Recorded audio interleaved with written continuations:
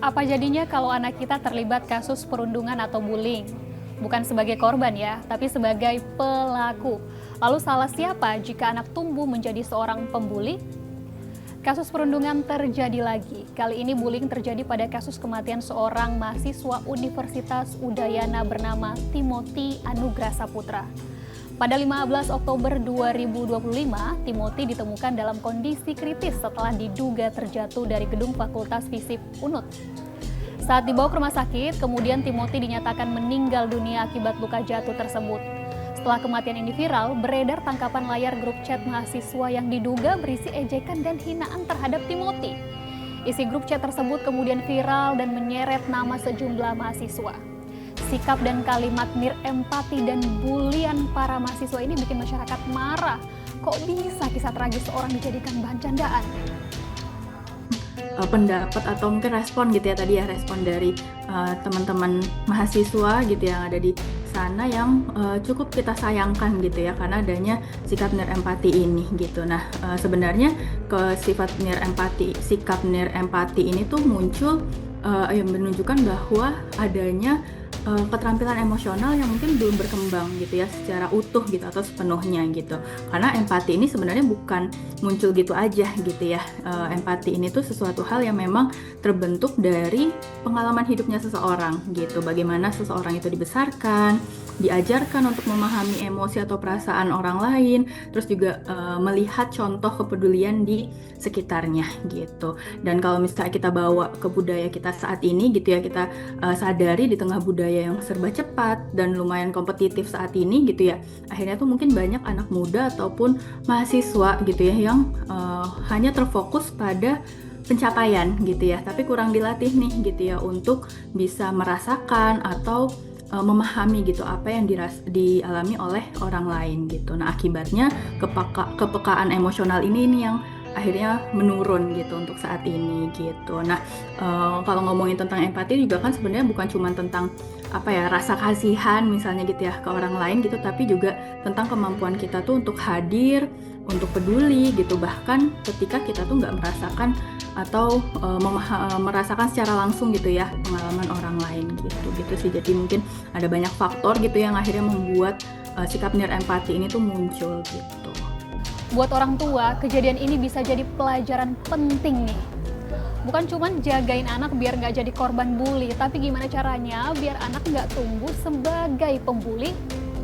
Ya, ini menarik sih. Ini juga bisa menjadi salah satu bentuk dari pencegahan gitu ya.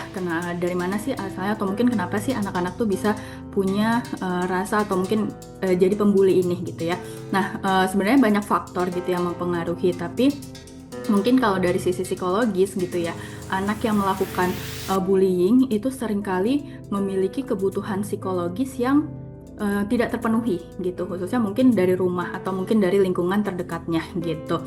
Nah, kebutuhan misalnya kebutuhan merasa berdaya atas dirinya sendiri, kebutuhan untuk diakui ataupun bahkan dihargai gitu. Jadi perilaku agresif atau perilaku bullying ini mereka lakukan tuh untuk menjadi cara mereka mendapatkan merasa dihargai atau diakui itu tadi gitu ya, terlebih ketika mereka nggak dapetin itu tuh dari rumah gitu. Atau bahkan ada juga anak-anak yang mungkin istilahnya meniru gitu ya, meniru perilaku dari orang tua misalnya di rumah gitu ya, meniru perilaku agresif yang mereka lihat dari orang-orang dewasa di sekitarnya. Misalnya melihat orang tua yang ketika menyelesaikan suatu masalah atau mungkin ada masalah tertentu tuh dengan marah, dengan kekerasan, atau bahkan mungkin dengan menyindir misalnya gitu kan, akhirnya itu mempengaruhi.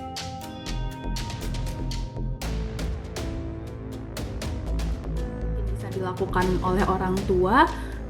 Mungkin yang pertama itu orang tua wajib gitu ya, atau bisa menjadi model penyaluran emosi yang sehat gitu ya. Jadi anak kan belajar tuh pasti dari orang tuanya gitu ya. gimana sih cara orang tua mengekspresikan emosinya, mengekspresikan marah, kecewanya gitu ya. Jadi orang tua perlu menjadi model gitu. Yang kedua tadi ya, mengajarkan empati. Kita bisa banget untuk meningkatkan empati melalui percakapan atau dialog sehari-hari, atau mungkin kalau di anak-anak ada buku-buku yang memang mengajarkan tentang empati, membuat anak tuh merasakan apa yang mungkin dirasakan tadi ya sama orang lain gitu. Terus juga yang gak kalah penting adalah memvalidasi emosi anak gitu ya. Jadi setiap kali mungkin anak menyampaikan emosinya gitu ya, jangan langsung mungkin menolak misalnya gitu ya, atau mungkin merepress si emosinya anak gitu, tapi kita coba gitu ya, bantu anak tuh untuk memahami emosinya gitu. Selain dididik agar tidak menjadi pembuli, anak juga harus dibekali agar tidak menjadi korban. Kalau lihat berita belakangan ini agak serem ya, masih sekolah udah bikin geng dan saling merundung teman.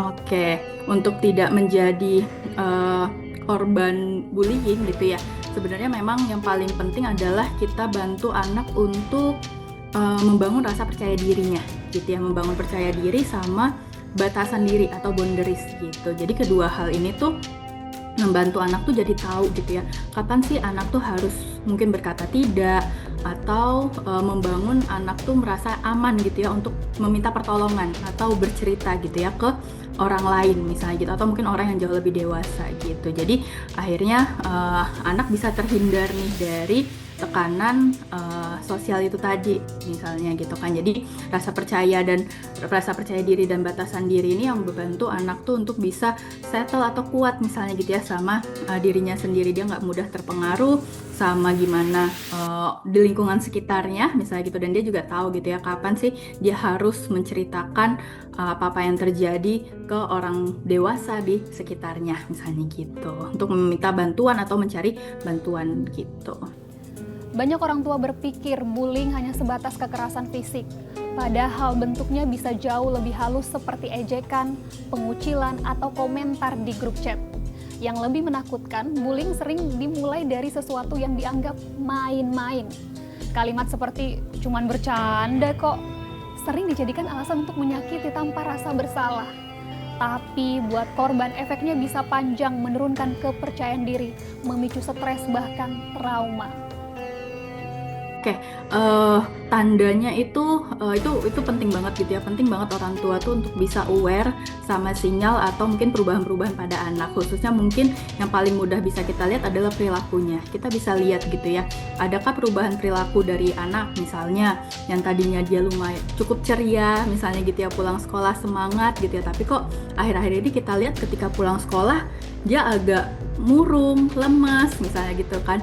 Terus juga dari makannya mungkin gitu ya, makannya kok jadinya jadi nggak nafsu makan dia misalnya gitu ya. Terus tidurnya juga gimana, bangun tidurnya seger apa enggak misalnya gitu ya. Jadi dari perilaku keseharian itu tuh penting banget buat kita aware adakah perubahan-perubahan itu gitu. Terus juga yang nggak kalah penting adalah sebenarnya ketika kita sadari adanya perubahan-perubahan itu, perlahan coba buka komunikasi yang aman misalnya sama anak gitu ya. Coba tanyakan misalnya gitu kan, gimana keseharian di sekolah misalnya gitu kan, adakah hal-hal yang mungkin nggak nyaman atau bikin kamu apa kok kayaknya kamu capek ya sekolah misalnya gitu kan. Jadi kita tanyakan hal-hal yang singkat, hal-hal yang memang ringan-ringan dulu aja gitu ya ke anak gitu. Nah ketika anak sudah berani untuk terbuka, ini yang nggak kalah penting gitu ya, karena respon orang tua itu tuh menjadi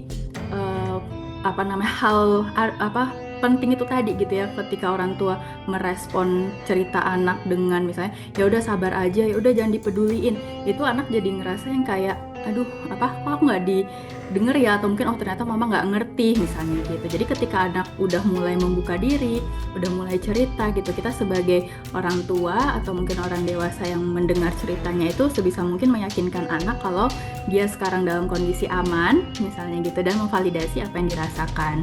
Terus untuk ngambil langkah